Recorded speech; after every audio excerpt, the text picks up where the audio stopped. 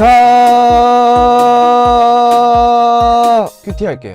오늘 말씀 제목 유턴, 누가복음 13장 1절부터 9절까지 말씀이에요.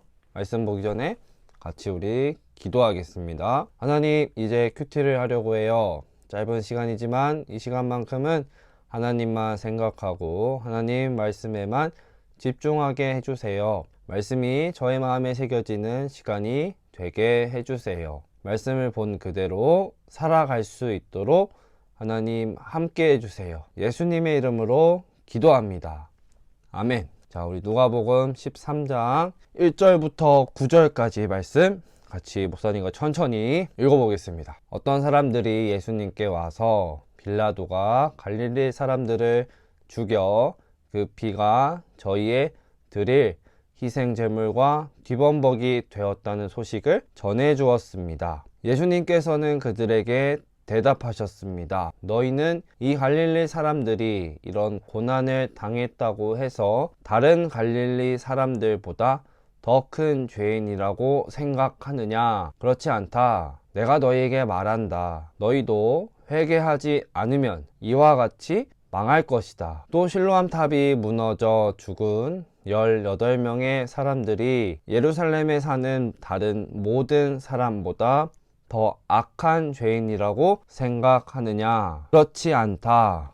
내가 너에게 말한다. 너희도 회개하지 않으면 이와 같이 망할 것이다. 예수님께서 이런 비유를 말씀하셨습니다. 어떤 사람이 무화과나무 한 그루를 자신의 포도밭에 심었다. 그는 이 나무에서 열매를 얻으려고 왔으나 아무것도 찾지 못했다. 그 사람이 포도원을 돌보는 종에게 말했다. 내가 3년 동안 이 무화과 나무에서 열매를 찾았는데 아무것도 찾을 수 없었다. 이 나무를 찍어버려라. 무엇 때문에 땅만 차지하게 하느냐? 종이 주인에게 대답했다. 주인님, 올해만 그냥 놔두십시오. 제가 나무 주위에 고랑을 파고 거름을 주겠습니다. 만일 내년에 열매를 맺으면 놔두시고 열매를 맺지 못한다면 베어 버리십시오.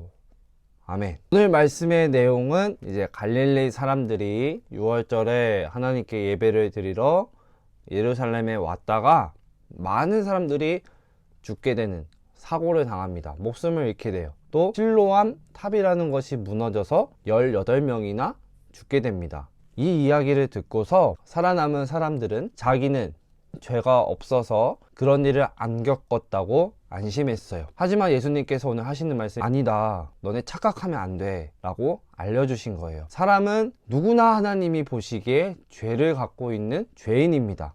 크든 작든 큰 잘못이든 작은 잘못이든 죄는 죄고 잘못은 잘못이에요. 누구나 이걸 갖고 있기 때문에 죄인이다 라고 예수님께서 말씀하셨고, 너네에게 기회가 있을 때 회개하지 않으면, 내가 잘못한 모습을 보고 다시 하나님께 돌아가지 않으면 너네도 하나님의 심판을 피하지 못한다. 이 이야기를 예수님께서 무화과 나무 비유를 통해서 말씀을 해주십니다. 우리 여기서 질문 하나 볼게요. 이런 내용인데, 질문: 무화과 나무가 열매를 맺지 못하면 결국 어떻게 되나요? 우리 9절 말씀 같이 읽어보겠습니다. 만일 내년에 열매를 맺으면 놔두시고 열매를 맺지 못한다면 베어 버리십시오. 다시 말씀의 내용을 보면 이런 거예요. 열매를 맺지 못하는 무화과 나무를 포도원을 가꾸는 사람에게 다 찍어내어 버려라 명령해요. 근데 이 포도원을 가꾸는 사람 이야기예요. 열매를 맺을 수 있도록 딱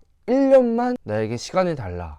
거름도 주고 다시 잘 키워보겠다. 조금만, 한 번만 더 기회를 달라 라고 말해요. 왜냐하면 이 포도원을 가꾸는 사람은 열매를 맺지 못하는 무화과 나무를 불쌍히 여겼고 아꼈기 때문에 그냥 버릴 수가 없는 거예요. 소중한 것이기 때문에 어떻게든 살려내려고 기회를 한 번 더 달라 라고 이야기를 했어요. 예수님께서 보시기에 지금 이스라엘이 열매 맺지 못하는 무화과 나무와 똑같은 모습이었던 거예요. 하나님 말씀이 지금 들려지는데도 알고 있지만 내가 잘못한 모습, 나의 죄인된 모습은 돌아보지 않고 나는 괜찮다, 나는 착하게 살았기 때문에 저 위험에서 죽지 않고 살아난 거야 나는 죄가 없어 라고 착각하면서 많은 사람들이 살아갔습니다. 포도원 나무를 가꾸는 사람은 바로 예수님을 가리키는 거예요. 하나님이 예수님의 요청에 따라서 찍어버리 벌을 뒤로 미루시고 한 번 더 기회를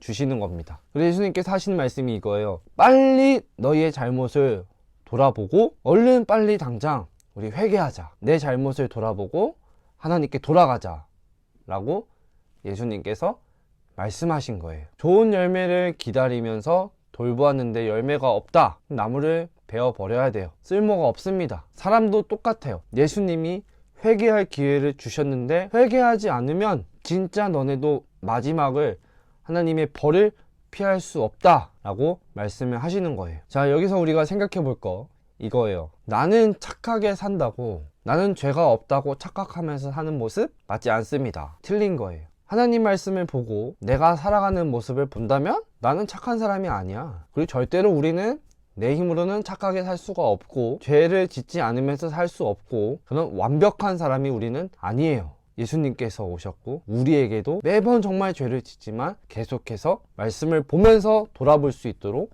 기회를 주신 겁니다. 예수님께서 이제 다시는 똑같은 죄, 이 잘못 하지 말아야지. 여러분 이 생각 한 적 있죠? 그쵸?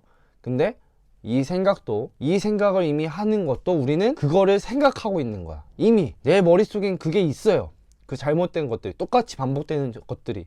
그리고 그건 절대로 내 힘으로 이길 수가 없어요. 그럼 어떻게 우리는 똑같은 죄, 똑같은 잘못을 하지 않을 수 있을까? 죄가 있는 우리 마음에 하나님이 계시면 돼요. 죄가 생각이 날 때 하나님을 생각하고 잘못이 생각나는 마음에 내 마음대로 하고 싶은 마음에 하나님이 원하시는 건 뭘까라는 생각이 우리 마음에 있으면 돼요. 그렇게 우리는 죄를 이겨나가는 거야. 절대 하지 말아야지. 2번까지는 이길 수 있겠지만 3번, 4번은 절대 못 이겨요. 우리 힘으로는 그 잘못된 모습, 세상이 주는 그 많은 유혹을 이길 수가 없어요. 자, 지금 한번 생각을 해볼게요. 오늘 하나님 말씀에 비춰서 볼 때 내가 지금 잘못하고 있는 건 뭐가 있을까? 딱 한 가지라도 해봤으면 좋겠어요. 그리고 이런 마음으로 살아가는 거예요. 하나님, 내가 오늘도 똑같은 죄를 지었어요. 하면 안 되는데 그런데 내 힘으로는 죄를 짓지 않고자 하는 마음을 지킬 수가 없어요. 다시 내가 하나님만 더 생각하게 해주세요. 다시 내가 하나님 말씀만 더 생각나게 해주세요. 다시 내가 하나님만 더 사랑하게 해주세요. 내 마음대로 하고 싶은 그 마음에 하나님이 들어와 주세요 라고